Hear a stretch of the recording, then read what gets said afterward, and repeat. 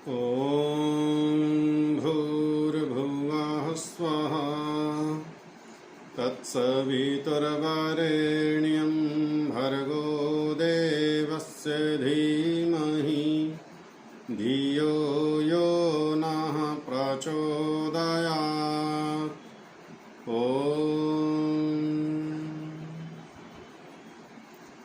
सभी को नमस्ते जी। आर्योद्देश्य रत्नमाला स्वाध्याय श्रृंखला में आप सभी का स्वागत है। आज हम सब क्रम संख्या 45 का स्वाध्याय करेंगे। विषय आश्रम और क्रम संख्या 46 का भी हम साथ साथ स्वाध्याय करेंगे। विषय आश्रम के भेद, आश्रम और आश्रम के भेद दोनों को संयुक्त रूप से हम स्वाध्याय करेंगे। आश्रम किसे कहते हैं? जैसा वर्तमान में प्रचलित है, समाज में प्रचलित है, जगह जगह बहुत सारे आश्रम देखने को मिलेंगे। कहीं कुष्ठ आश्रम मिलेगा, कहीं वृद्धाश्रम मिलेगा, कहीं बाबा जी का आश्रम मिलेगा। ज़्यादातर तो बाबा जी के आश्रम मिलेंगे।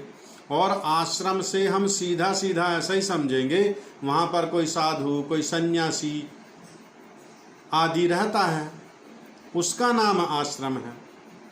हाँ, व्यवहार में, लौकिक व्यवहार में उसे आश्रम कहा जाता है, लेकिन शास्त्र में जहाँ आश्रम शब्द का अर्थ आता है वहाँ उन आश्रमों से इसका सीधा सीधा तात्पर्य नहीं है।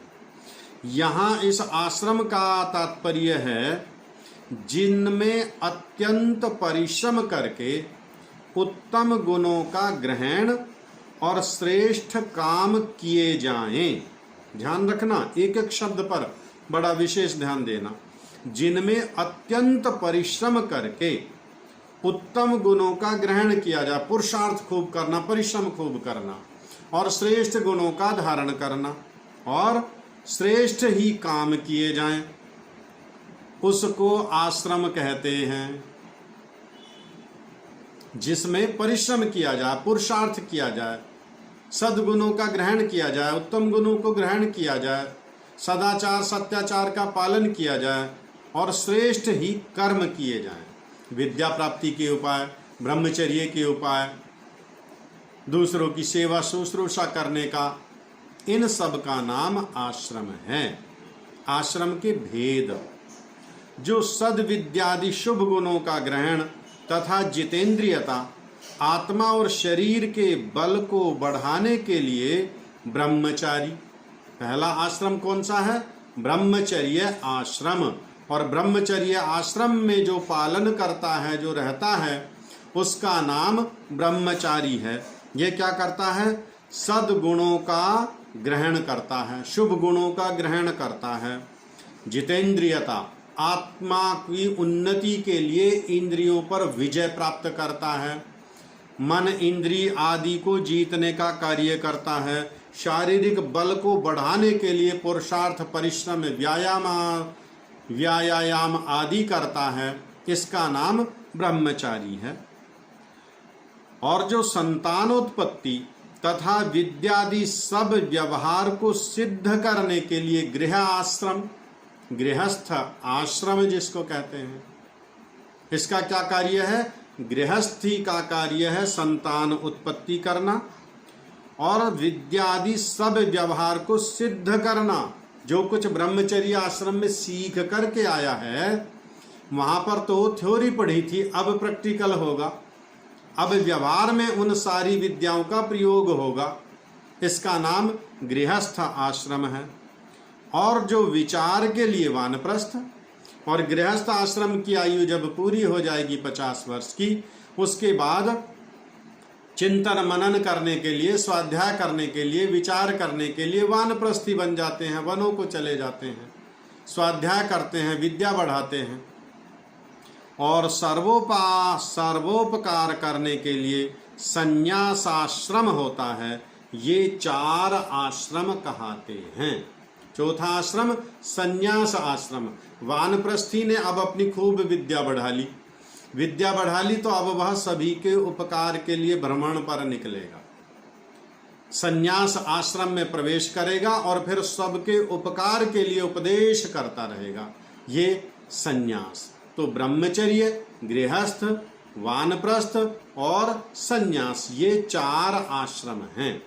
इनकी संयुक्त व्याख्या, मनुष्य की आयु को 4 भागों में बांटा गया है।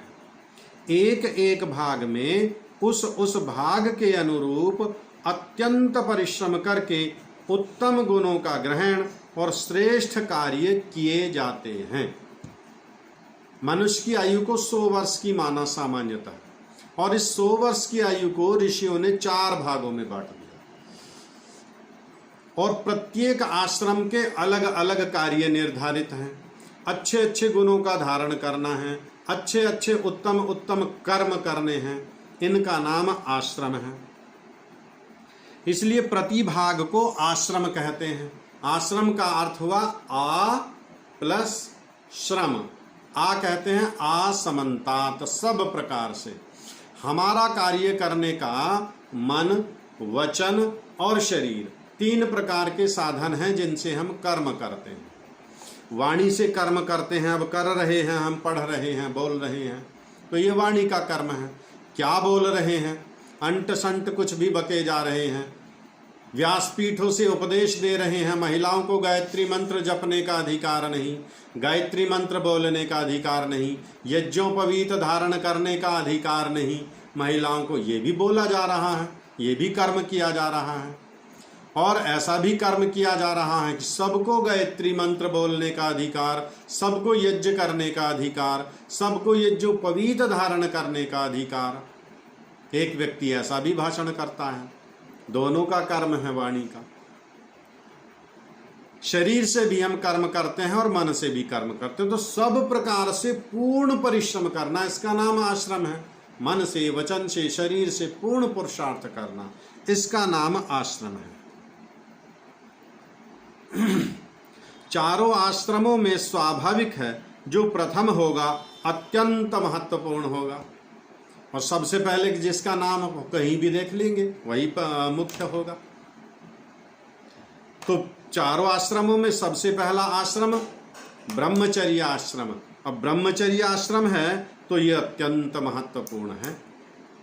इसमें सत्य विद्या अर्थात वेदाध्ययन, आर्ष ग्रंथों का अध्ययन, शुभ गुणों का ग्रहण, श्रेष्ठ आचरण, जितेंद्रियता से आत्मिक बल अर्थात ज्ञान की वृद्धि, श्रेष्ठ व्यवहार और शरीर के बल को बढ़ाते हैं। ये ब्रह्मचारी करता है, गुरुकुल में रहता है, विद्यालय में रहता है, विद्या पढ़ता है, शरीर को पुष्ट करता है, वीर्य की रक्षा करता है, व्यायाम करता है, स्वाध्याय करता है, आचार्यों की, गुरुजनों की सेवा शुश्रूषा करता है, इसका नाम ब्रह्मचर्य आश्रम है। द्वितीय आश्रम में सद्विद्यादि का अध्यापन, संतानोत्पत्ति, सांसारिक एवं पारमार्थिक व्यवहारों को सिद्ध करता है, इसको गृहस्थाश्रम कहते हैं। अब गुरुकुल से, विद्यालय से जो विद्या पढ़कर आया है छात्र, उस विद्या को अब व्यवहार में लेकर के आएगा। गृहस्थ आश्रम में प्रवेश किया तो सबसे पहला गृहस्थी का दायित्व संतान उत्पत्ति करना। और कैसी संतान? श्रेष्ठ संतान, जो इस समाज का, राष्ट्र का, विश्व का कल्याण कर सके, ऐसी उत्तम संतानों का निर्माण करना। और सद्विद्यादि का अध्यापन, जो सत्य सिद्धांत सीख कर आए गुरुकुलों से, उनका प्रचार प्रसार भी साथ साथ करना। सांसारिक एवं पारमार्थिक व्यवहारों को सिद्ध करना, बोलना ही नहीं, सांसारिक जितने भी कार्य हैं और पारमार्थिक जिससे किसी का हित भी होता हो, ऐसे सभी श्रेष्ठ कार्यों को करना।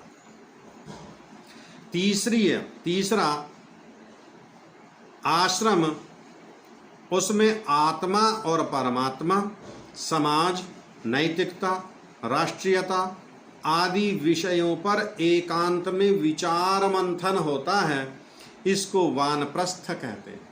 एकांत में चले गए वनों में, जहाँ कहीं शोर नहीं, शराबा नहीं, उपद्रव नहीं, कोलाहल नहीं, प्रदूषण नहीं,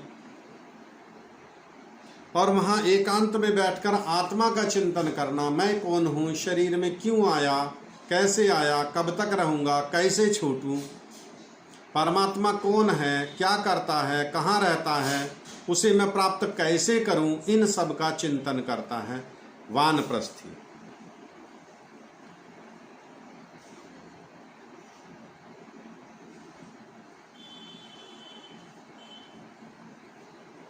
इसमें मुख्यतः परमात्मा और आत्मा का विचार अर्थात स्वाध्याय, श्रवण, मनन और निधिध्यासन करना होता है।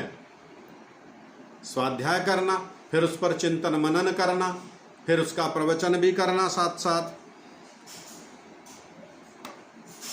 पूर्ण विद्या, वैराग्य, ईश्वर और धर्म पर अत्यंत श्रद्धा युक्त हो मोक्ष प्राप्ति तथा समस्त प्राणियों पर उपकार करने हेतु चतुर्थ आश्रम संन्यास आश्रम है।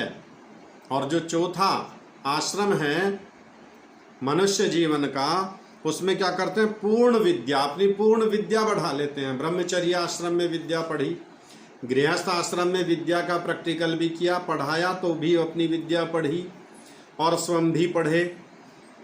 लेकिन गृहस्थ आश्रम में कम समय मिलता है, इसलिए कम पढ़ी गई।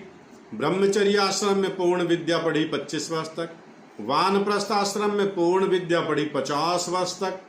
तो देखो, जीवन के 50 वर्ष तो पूर्ण रूप से स्वाध्याय के लिए ही हैं, पढ़ने के लिए ही हैं, पढ़ाने के लिए ही हैं।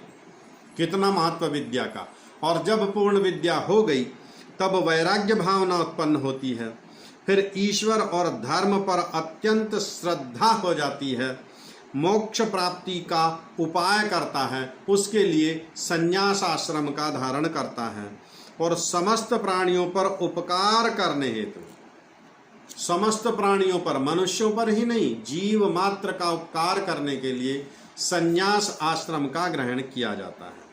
तो ये 4 प्रकार के आश्रम हैं जिसको हम कहते हैं आश्रम, और आश्रम के भेद ब्रह्मचर्य, गृहस्थ, वानप्रस्थ और संन्यास। आप सभी का बहुत बहुत धन्यवाद। सभी को नमस्ते।